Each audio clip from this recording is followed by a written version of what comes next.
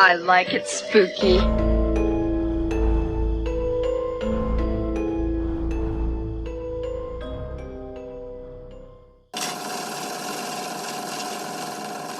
And now for our feature presentation. The Orpheum is a performance art theater which showcases everything from musical acts, performances, and movie showings. This fall, the Orpheum brings some horror classics back to life on the big screen for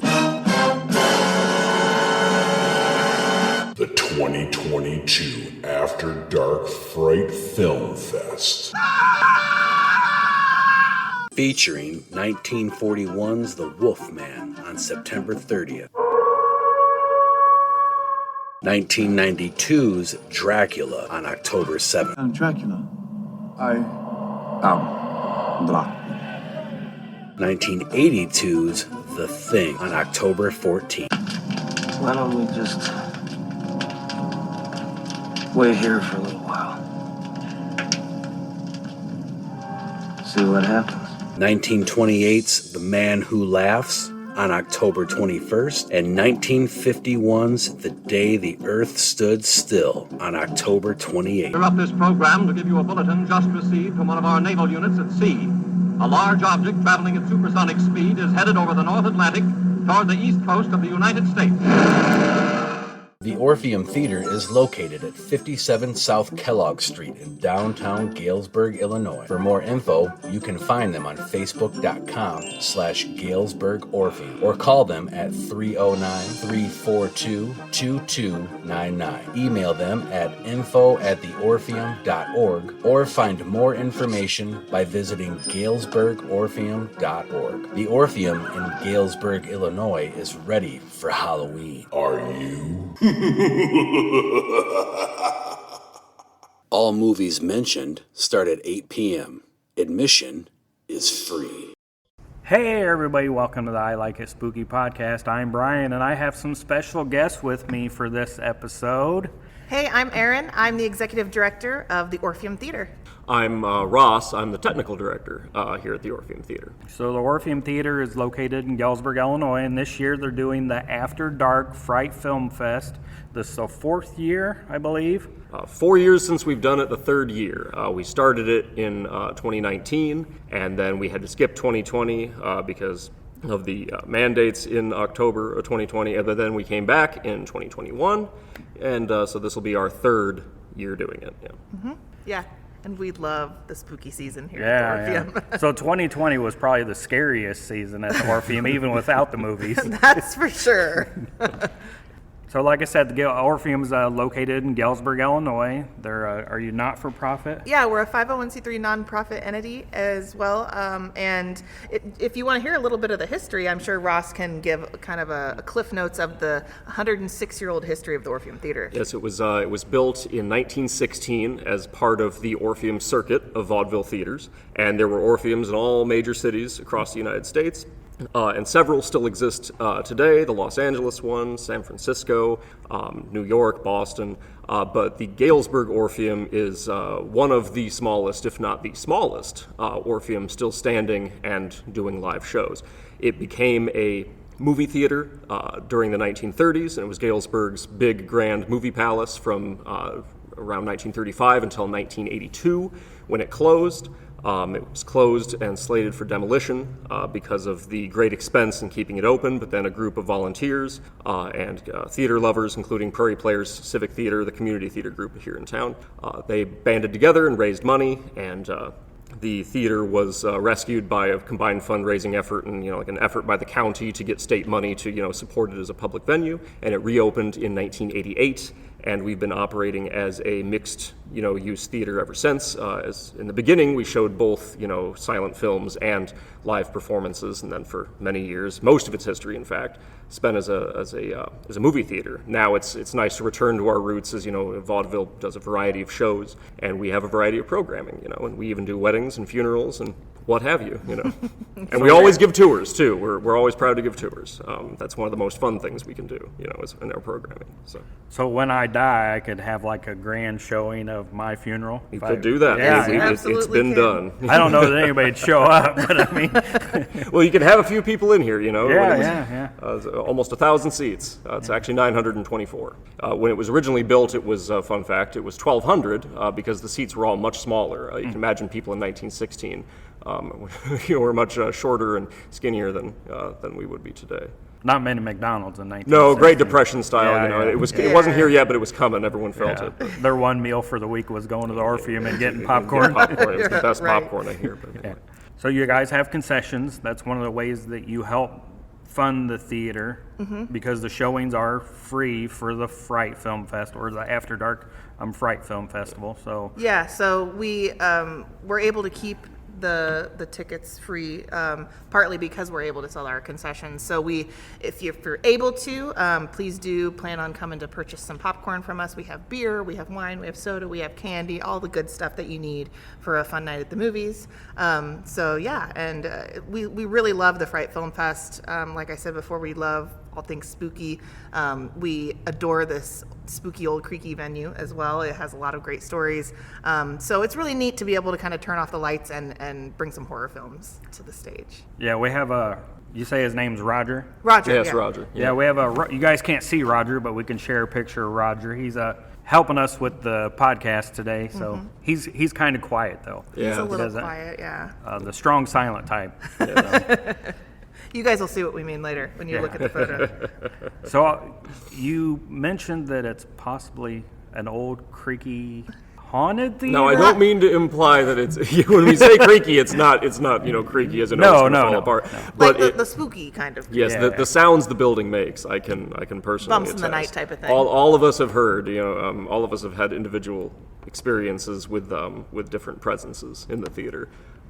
I coined the goofy term I always use for it is the dweller on the threshold. It's just beyond where the light reaches. There's always that feeling that someone's just standing just beyond. But sometimes we actually, have encountered real, tangible seeming things. Aaron just the other day, I did had an experience. I was working late the other night, and it was a first for me. I've seen apparitions here in the theater before, and I've felt things and heard things. But it's been a while, and I have never encountered anything in the office. I was working late in the office, and it was one of those things. I don't trust my eyes much anymore. I don't have great vision, so I'm like, anything that I see, I usually chalk it up to like glares or something like that. But this time I was sure because I was working at my computer, and it was one of those things where someone was standing there. I was alone. I mean, someone was standing in the office, and I gasped. Like at the time, I was just like, and I looked up and they were gone. And I was like, I think that they are wondering, what are you still doing here, working this late? This is usually my time to be here by myself with my ghost buddies. So, and then Ross has a really interesting story about a very stormy night where he saw something up in the projection room. Yeah, we have another ghost, a ghost with a history that stretches back to the movie theater days. And I have to qualify the story with not hearing about the older stories until after I'd had the experience. Otherwise, that would be cheating. But it was back in 2013, so right when I was first starting here. Aaron and I, first started working here in 2012, and so it wasn't that long onto the job, and I hadn't spent a lot of wee hours, in the theater. And it was a night where we had a show the night before, and then we had one the next morning. We had one of our bus-in shows, and so I'd been there late, and I'd only gone home for a few hours, and I came back and it was raining, so I thought, I better get this stuff done. And so I'm upstairs in the attic. I'm going up there to turn on some things. We used to have all our sound equipment up there. And I walked up and I got to the top of the steps in the projection booth.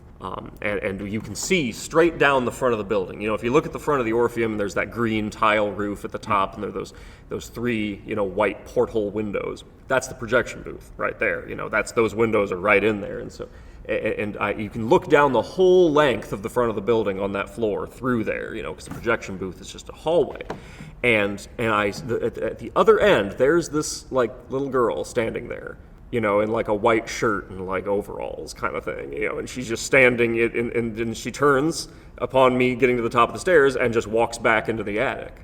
is where that, that direction goes. And so I didn't think much of it because I thought like, well, she must be here for a good reason. I'm very tired. And I thought like, I'll deal with that later. I got to get this stuff ready for the show. But we never found anybody up in the attic, And so years and years later, I tell that story during one of our spooky tours. This is the early ones when we were just giving them to people, and they'd ask, oh, hey, is it haunted? And I'd say, well, let's go to the haunted places. And I'd take them up there and tell them about, the girl in the projection booth. And somebody said, oh, well, you've heard the story then, haven't you, of the little girl who used to haunt the balcony? And I said, say what? And they said, oh, yeah, no, this little girl, she would run back and forth along the back of the balcony, like during the movies, and people would hear her up there, but the ushers would go up and look and there'd be nobody there, or another story of people who would be sitting up in the balcony and they would feel somebody pinching the back of their calf, like from under the seats, but there's no space behind the seats because all of the seating up there is on like tiered steps. So that the back of your chair is against the step of the next level up. And so it's almost as if then you can imagine this hand coming through the wall to pinch people on the leg. But then after hearing that story, I realized that we were dealing with somebody who had been at the theater for a very long time. And so I just made up an origin story for her to explain why she was up in the balcony. So we call her the projectionist's daughter. Because we have no story specifically of a projectionist who brought his daughter to the movies, but it makes perfect sense as to why she's just running around through the projection booth. It's because he's got to bring her to work. Wow. It makes sense. But multiple people have seen her. That's the thing that makes me, believe in what I saw, was that people saying, "Oh yeah, that's just the little girl who haunts the balcony." I thought, that would make a great complete situation. sense. Oh yeah, she was someone that worked here at some point. Oh, yeah. It was a child of theirs, and they had to bring them to work, and so she got to run around and do all those fun things and pinch people's legs and play tricks on folks. That is a thing about a lot of people that have had experiences or have been in like old houses, things like that.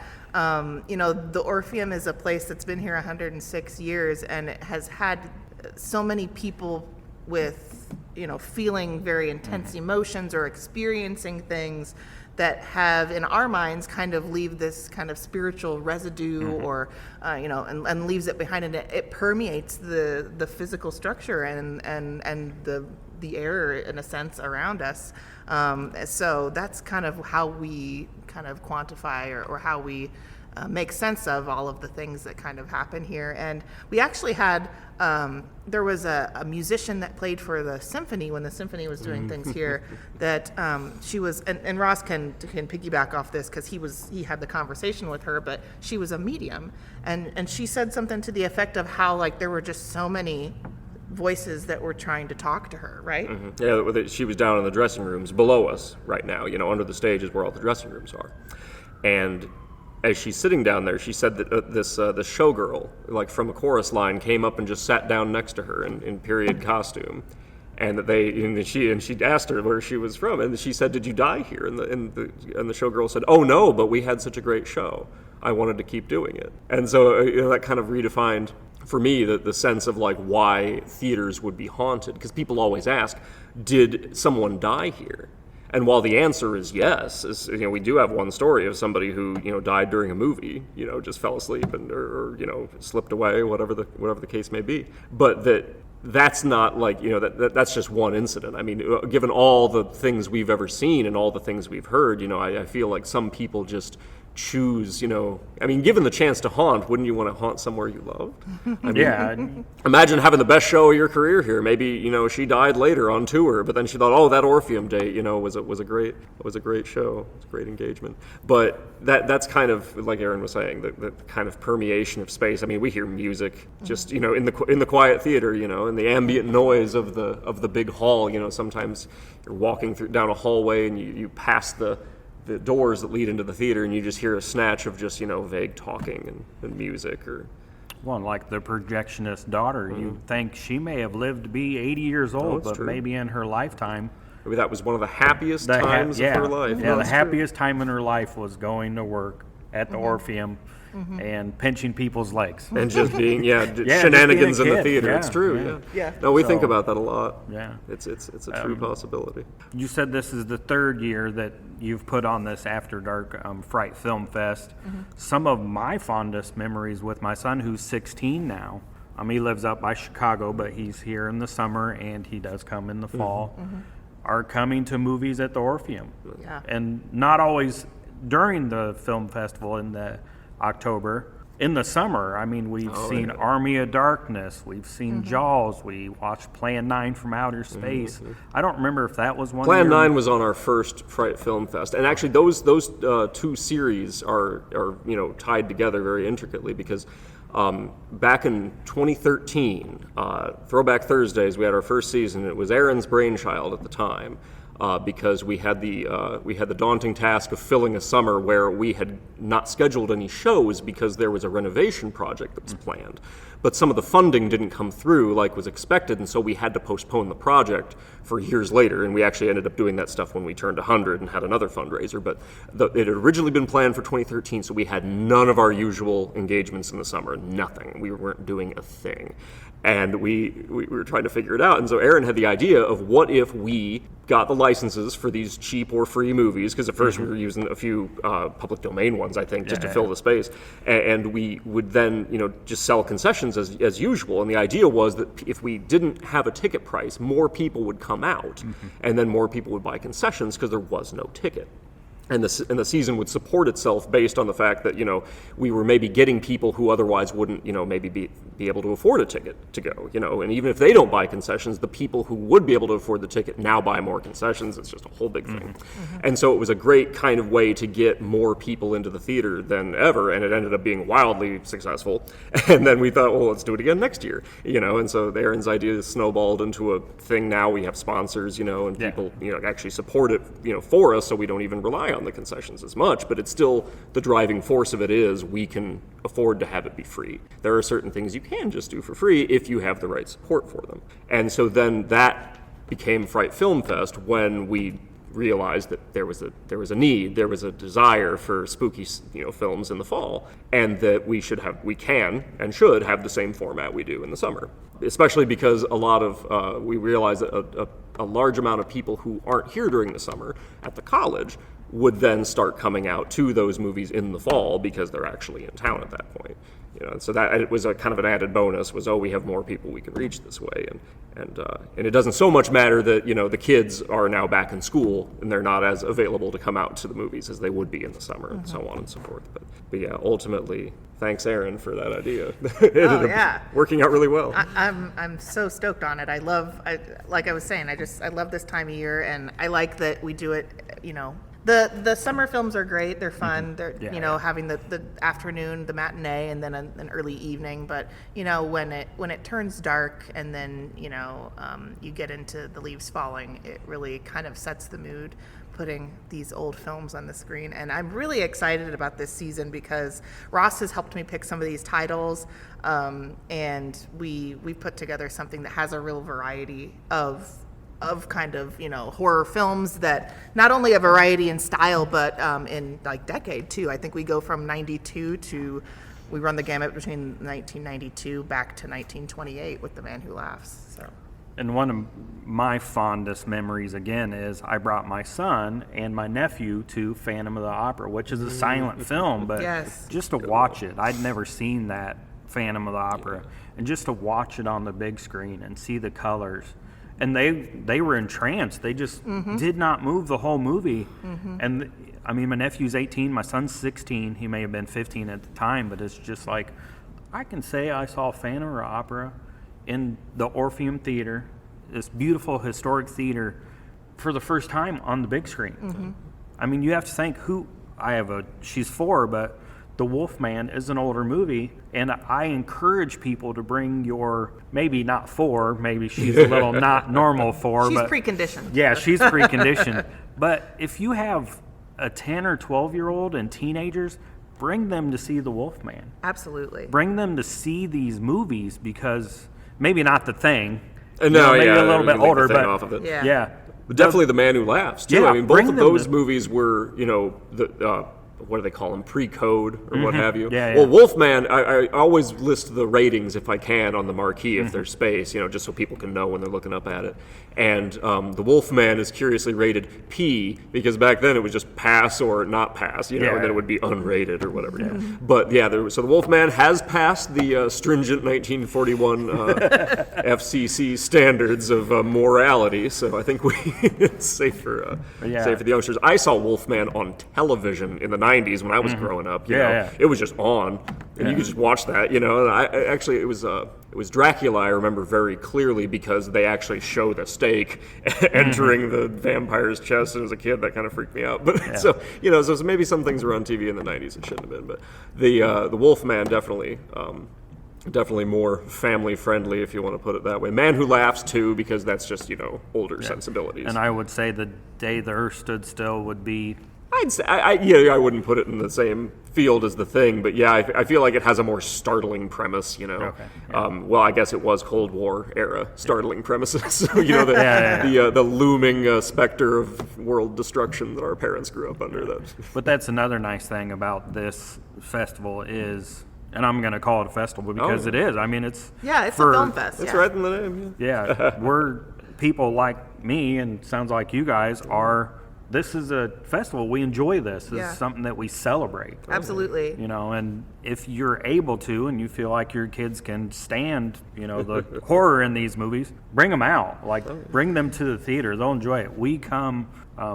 Get popcorn. We get soda. We get candy, and we're not talking about movie theater. Like big chains, we're talking about this is affordable stuff that helps support this local theater. Yeah, and that's a great point too. We try and keep our concession prices reasonable. Popcorn's $3, soda's $2. You can get beer or wine, and another thing about the appropriateness of the films, you can go to commonsensemedia.org and it has like parental reviews and it talks about you could search for any of these films, go on there and kind of gauge, and then have your kid watch the trailer, and if they seem interested in it, give it a try. But so I would say The Wolfman is a great start to the season to kind of introduce everybody into this spooky festival that we have, so we're excited about it.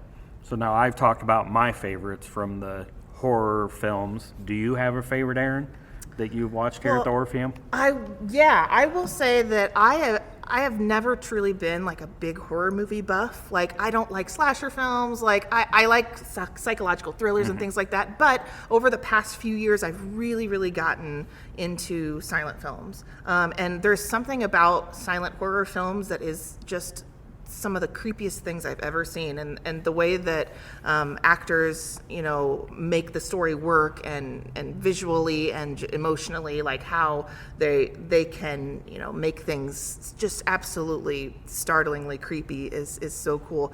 One of the ones that I really like that has been one of the most disturbing ones is one that I think it was on the last season that we had. It was The Cabinet of Dr. Caligari. Yes. It's a silent film, a German film. Is that right, Russ?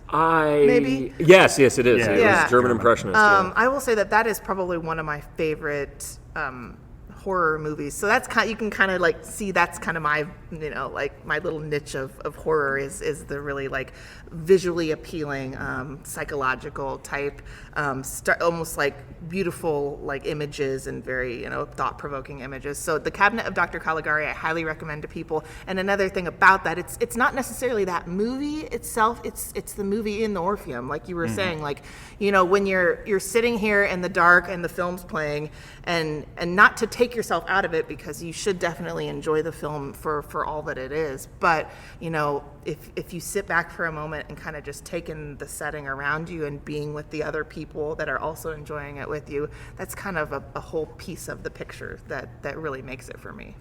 I think one of the things that is great about silent films is, like I said, we saw Phantom of the Opera here, and during a regular movie you can kind of hear people chatting. When these silent films are on, it's nothing. Like you could hear a pin drop in there. And that Cabinet of Dr. Caligari, I've seen it before. I didn't see it here in the Orpheum, but yeah, the visuals are stunning. Absolutely. And just to think, they did that back then. And that film looks amazing. True art form. Yeah, you're like, how does that film look like that? And people nowadays are making movies that don't look that good on the technology that we have. It's wild. And it's just a beautiful, I didn't understand it. I got to the end and I was like, oh, it's one of them. I'm going to have to go online and try to figure out what really happened. What about you? Anything that you enjoyed seeing? Well, you get to watch everything, right? I've seen, I watch most of the movies we show here. But I think of all of them, my favorite, if I had to look back at one that we showed that I saw here and I saw it for the first time, would be the Carnival of Souls. And Carnival of Souls was actually a pre-Fright Film Fest showing we had as kind of Fright Film Fest did kind of have a precursor, now that I think of it, when we just did a few public domain movies to lead up to Rocky Horror Picture Show. That's right. Because that's kind of what Fright Film Fest has replaced that in its function. We do kind of culminate that with our Saturday night, midnight showing of Rocky Horror. But in the years before 2019, we would just do like one or two movies. And the one one of them we did one year was Carnival of Souls, which is it's not silent, but it is certainly like a black and white I think it was 1955 or 1954, but it is one of those movies kind of in the same style as The Night of the Living Dead. Kind of low budget, black and white shot, somebody's carrying the camera around, but the same thing. It's beautiful, stark imagery, and I'm a big fan of stark imagery, Gothic novels and all that. Capital G Gothic, it's a good thing. But the kind of tone of that movie, and I'd never seen it. I think that was one that you dug up. It was from your collection of movies. Caligari was one that you recommended to me too. So that's funny. So Aaron and I have had fun recommending movies to each other over the years. But incidentally, my favorite horror film probably ever was The Thing, and it kind of still is The Thing.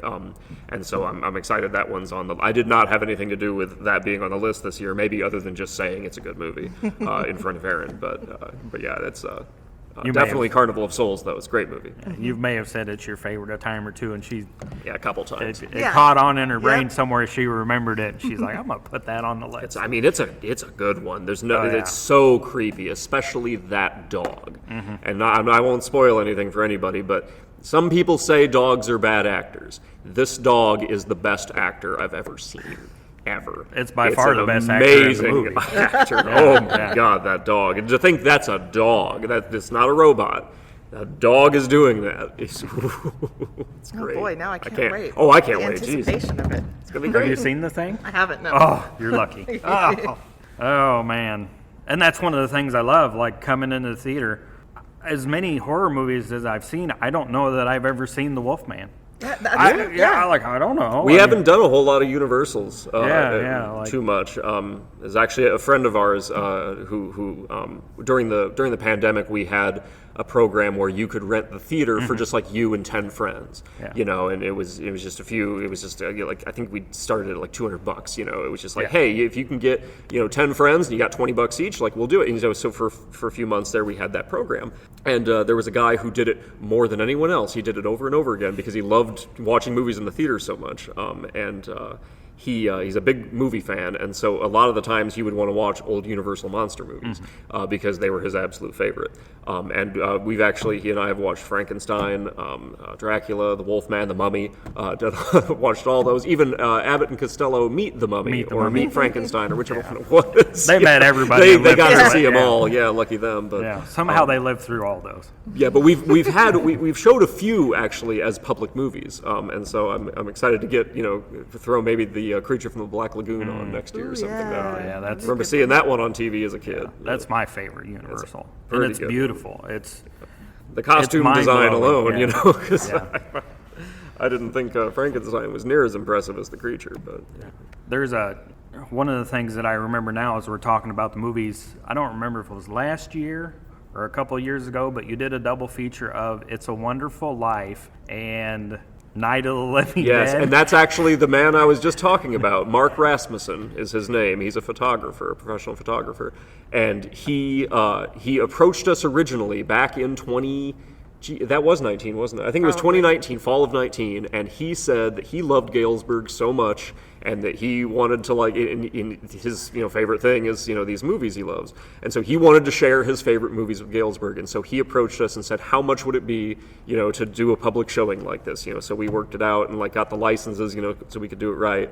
And he paid for it all, and so he wanted to do the double feature because those are his two favorite movies, and so because he absolutely loves It's a Wonderful Life more than anything, but he undeniably loves Night of the Living Dead. So he made It's a Wonderful Night of the Living Dead happen with the help of Mr. Rasmussen. Yeah, and so he's a real movie fan, and so he comes to a lot of our movies, and he still contacts me once in a while saying, hey, can we come watch Frankenstein?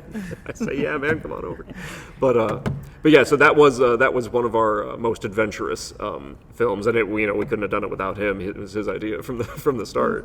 But that was a fun one because we had a very diverse showing of people who showed up. He said his favorite bit was because we did the horror movie first, to get that done, because he wanted the big culmination then to be It's a Wonderful Life. And he said he saw this guy in like a leather jacket with the patches and the nose ring and whatever. And he's like, oh, surely this guy's about to leave because he just came and saw Night of the Living Dead. And he asks the guy, he says, hey, what are you here to see? And he said, oh, It's a Wonderful Life. It's my favorite movie. And he said, he was like, oh, it's more people's favorite movie than anyone realizes, and all that. So. Well, I remember seeing The Brain That Wouldn't Die. I'm sitting over there. Man. Good one. This comes on. I'm like, what? And to this day, I've asked myself, how did that happen? That like, was it. What? And I'm trying to find where these movies fit together. I mean, they're both black and white, but I'm just like, I can't in my brain figure out how they go together. It's not a straight line, that's for sure. No. But truly, I was so impressed how the titles blended into a title for the program, for the evening. It's a Wonderful Night of the Living Dead. It really worked out. But yeah, that we do love any opportunity to share an eccentric mix of movies with people, and that's why our Fright Film Fest series and our Throwback Thursday series, we try to feature kind of a breadth of time periods more than anything, because those movies at least are kind of similar in time periods, both mid-century kind of stuff. But the appeal I've always loved of Throwback Thursdays is that from the start, Aaron made sure to include like, okay, so we have a movie from the 30s or 40s, and then we have a golden age, maybe, and then we have a peppering of ones from the 80s, because we realized early on that our bread and butter were people from the Boomer and Gen X generation who loved them some throwbacks, as we all do now. But but that was our first season. I think had it was 7 80s movies and then one 70s movie and then one from the 40s. Yeah. And that was our first season because it was like Blues Brothers, E.T., and Karate Kid. More like Karate Kid, more like that. And but then that kind of evolved then to, okay, we're going to try and have something from as many periods as we can, and that was actually my favorite spread of yours was from our anniversary year, because then we had one movie from each decade the Orpheum was showing movies. So we had 20s, 30s, 40s, 50s, 60s, 70s, and then for the 80s, since it was closed for most of the time, we had that as like our kickoff movie when we showed Big from '88 when it reopened, and then we had a 90s movie to close it, because we were back showing some movies then, and that was that's my favorite way to think about us showing movies. Is some of these movies have been shown here before, decades ago, and so it's fun. One of the ones that you mentioned earlier was Jaws. We showed Jaws here, of course, when it came out in, what was that, 72, I think? 1972 is when Jaws came out. It was shown here as like a first run, big extravaganza. They did all the premieres here, even when the 2-screen theater across the parking lot, the Twin West, which was Galesburg's other theater downtown, when that one was taking a lot of the Orpheum's, business, so to speak, even though they were owned by the same company, fun fact, at one point, they still had the big premieres here in the Orpheum. And so Jaws came out here, and this guy came to Jaws in 2013, 2014, whenever we showed it, and he had his, maybe like adolescent son in tow, and he said, man, my dad brought me to see Jaws, scared me out of my life. I'm bringing my son to see Jaws now. And I was like, oh, that poor kid, he's never gonna go in a boat again. Never go in the water. But it's great continuity in that sense, Yeah. when we can show a movie, so to speak, again, we can kind of do a repeat for some people who may have done that, because some people come to movies and they say, oh, I came here, and an old couple once came in and said, oh, me and her, his wife, he said, we saw this when we were kids at this theater, and we're going to try and sit where we sat then, and they find their seats out there. And, it's a great time. It's really awesome. So yeah, it's going to be a good season this year. I'm pretty excited. Never seen Dracula neither. Oh, I've seen Dracula. I've seen a few Draculas. You haven't not this seen one. The Thing, so You want to know? You want to know a secret? I haven't seen any of these movies. None of these movies? None of them. So I've done my research, to try and get a variety, and I have taken recommendations from people over the years as well. So, but yeah, I'll be pre-screening them probably with Ross, that I'll have seen them by the time that we put them up on the screen for everyone Don't else. do it. No, we always play always them pre-screen. ahead so we know the disc works. Yeah. Because I'll tell you, one time we had a short little documentary series. We collaborated with the Galesburg Civic Arts Center to show several. Hitchcock films. Thank you. I was like the bald guy. That doesn't help. But yeah, we showed several Hitchcock movies in a row, week to week, with the Arts Center, and there was like a lecture beforehand about different art styles by one of their associates, and one of the discs we got from the publisher. They sent this to us. The company did. So we're like, great. Well, what's better than the disc they sent?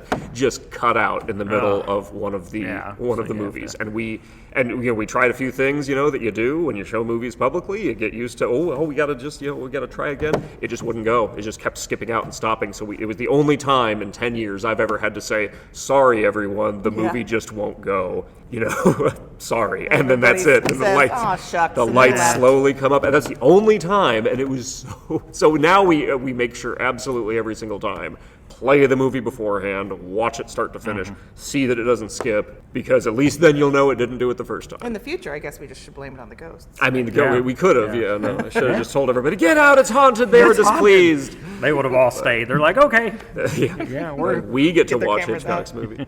But yeah, so that's why we always pre-screen them. So I've never gone into a movie and actually seen that, seen a part that I don't remember. So, I've seen all of these movies at least twice, sometimes 3 times, and that is sadly the same for the Minion movie, because we showed that for a school group once. We have a lot of schools that come in and rent just for an end of the year party for the students in a class, and one year it was the Minion movie. That year it came out when it was a big craze, and I saw it 3 times because of the number of times then we either screened it or I watched it to make sure that anyway. Perks of the job there. Perks of the job. You get to know all the jokes the kids have, because you've seen Minions too. Oh yeah. Anyway, yeah, it's always fun getting to see the movies here. I would hope the projectionists of old had as good a time as I do. Even though they were the projectionists of old were stuck up in the booth at the top where it was really hot. And you had the one little toilet right off the side of the projection booth, so you didn't have to go very far. One of our oldest volunteers, who's very dear to our hearts, Gladys Keene, she has worked here in some capacity or another since she was a teenager, back in, I believe, the 1930s, 1940s, is when she would have been a youngster. And I don't know her exact birthday, but she has worked here for a long time. She met her husband here. He was the projectionist when she was, working in the concession stand. And they had their first date, she once told us, in the projection booth. She went up there to watch a movie with him. And she said she really liked him, and he was very charming, but she said she could have done without having to go right next door to use the toilet, like right through one door, Very romantic. And sitting up there in the hot projection booth with one of the windows propped open for air, it was very hot in those booths back then. And speaking of the projection booth too, kind of to circle back to, the building itself, if anybody out there wants a tour of the Orpheum, we love taking people on tours. And as you all can tell, Ross is a great storyteller. He tells all about the history of the building, all of these kind of spooky stories you've heard a little bit about, including if you are, if you want to climb all the stairs, we can take you to the projection booth, show you where the big old movie reel platter that's up there from the 80s, and some other cool, neat little things that we've found over the years, little artifacts. So do reach out if you'd like to come and get a private tour of the theater. We'd love to take you. So you do private tours. Yep. You have the Throwback Thursdays in the summer. Mm-hmm. You have the After Dark Film Fest in October, September. Mm-hmm. You're going to show Rocky Horror. Yeah. Oh, yes. October 29th. Yep. It's a Saturday. Doors open at 10. Mm-hmm. Costume contest at 11. You got it, yep. Movie at midnight. Mm-hmm. So that's always fun. Yep, If you've 18 never and up seen- for that one. Yeah. Yep. Yeah. If And it's a you've- 2-hour movie, so drink some coffee beforehand. yeah. Not going home till 2 a.m. And if you've never seen Rocky Horror, the way to watch it is Yeah. in a theater with a bunch of people. Yeah. Oh, yeah. It's a totally different experience. It is Oh, an yeah. experience in and of itself. Yeah, people will be yelling at the screen, throwing things, having a great time. So, Yeah, no, it's one. That's another movie we've done for a very long time. I remember when we first started working here, there was a different type of film fest they had in the fall. It was just a brief one-off thing, and we would never do it again just because of how strenuous it actually was to do. But it was called Flick or Treat. And so you can imagine how that might be accidentally misspelled if you don't get the font right on a poster. And so we had kind of an inside joke for a long time about that poster, the way Flick or Treat looked in that font. But Flick or Treat was an all-day film fest, one day only, that we did on Halloween, because it worked out that year. That Halloween, I think, was on a Saturday. And we started at 2 p.m. with Monsters, Inc. We showed Monsters, Inc., and all the little kiddies came out. It was a great time. We handed out candy, some of us were in costume. And then that gets out, and I think maybe at like 4:30 or 5, we showed Hocus Pocus, another family-friendly favorite, maybe for a little, older kids. And that got out 2 hours later or something like that. And so then around like 7:30 or 8, we showed Nightmare Before Christmas. That's I never saw the Tim Burton films as a kid. I don't know them. And we showed that one at, I believe, 8, and then midnight that night we showed Rocky Horror Picture Show. And that was just a day, because they're constantly cleaning up after these movies and getting the next one set up, and that was back before we had nice video hardware. We were still showing things off of a single classroom projector suspended from the balcony by wires, and we just had a single RCA video cable going to it, unshielded, just the worst video quality ever. But it was what we had back then. We only got a nice video system with a digital projector with Cat 5 and all those great digital processing. In 2017, when we had the 100-year renovation, it was just the Wild West beforehand. It was all just analog equipment, just jacked together Frankenstein style. But that was the birth of Rocky Horror in our era. Yeah. I don't think we regularly did it much before and then. we won't pair it with children's movies. We don't do that anymore, because they used to share they shared the poster, and it's not like the kids are really going to look that hard at at Frank laying on the lips, a couch. But but it was a bizarre little series. But that was kind of the birth of our showing spooky movies at the Orpheum, in that format. And so, and while we aren't a movie theater like we used to be, in that sense, because we used to be the movie theater, we still kind of do carry that torch of, being that place of gathering and seeing things like movies and live performance in downtown, At one time in this town, remember, there used to be at least 6, if not more, live theaters at one time, just having performance in them, and showing silent movies here and there.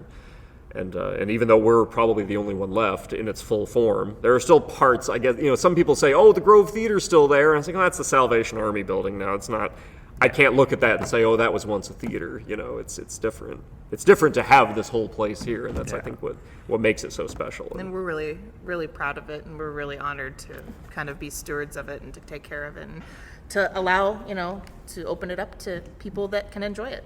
Well, I'm proud to be from Galesburg and to have watched movies in this. Absolutely. I love the horror community and the films and the people, and I'm very inviting. You guys have been very inviting at the Orpheum. Oh, yeah, we love it's just part of raising my kids is Yeah. the Orpheum. I think if you live in Knox County or in even the surrounding area and you haven't made the Orpheum part of your life, do it. You won't regret it.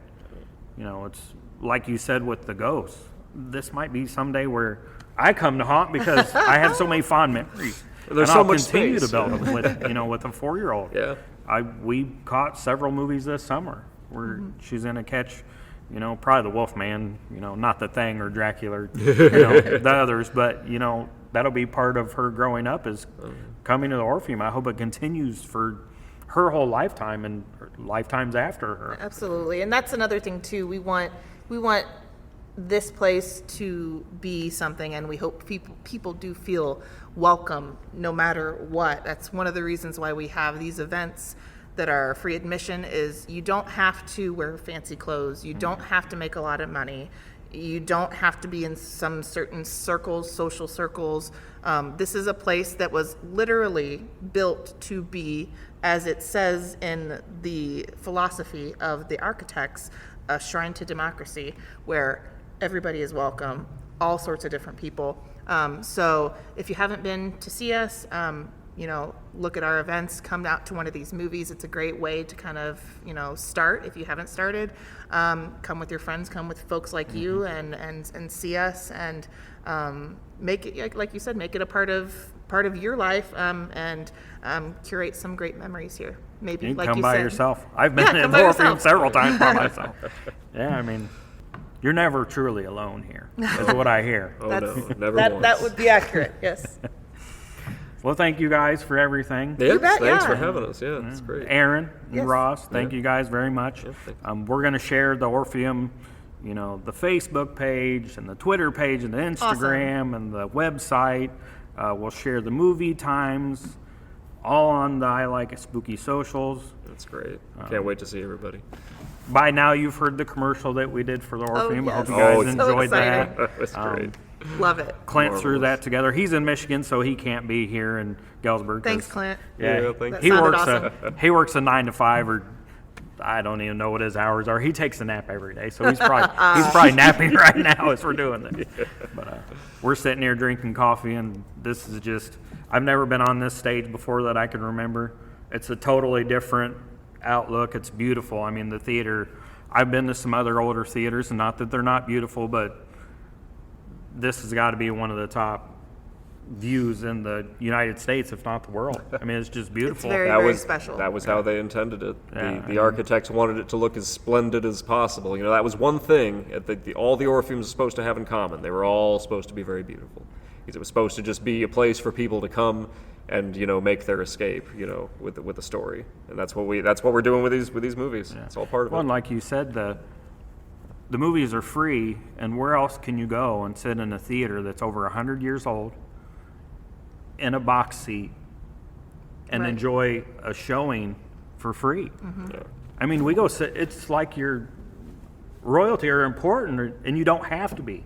Everybody is welcome. And Yep. you just find a seat in a balcony, and you in the box seat, and just sit there like you're the Queen of England, and watch a movie. That's spooky now that you say Yeah, that. now that I say that, yeah. She might be watching one now. We don't know.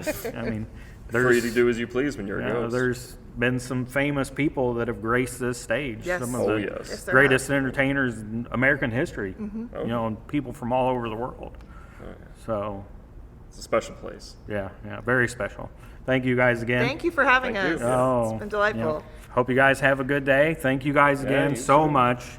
We'll catch you on the next episode of I Like It Spooky Horror Podcast. Bye-bye. Bye. Bye.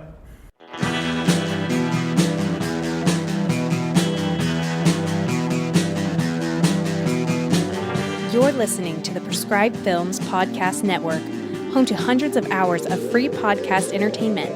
The shows on this network all have a common goal, providing you with the best discussions about movies and other forms of entertainment media. The PFPN hopes to fill your earholes with audio joy. Visit our website with links to all the other amazing shows at www.thepfpn.com. Thanks for listening.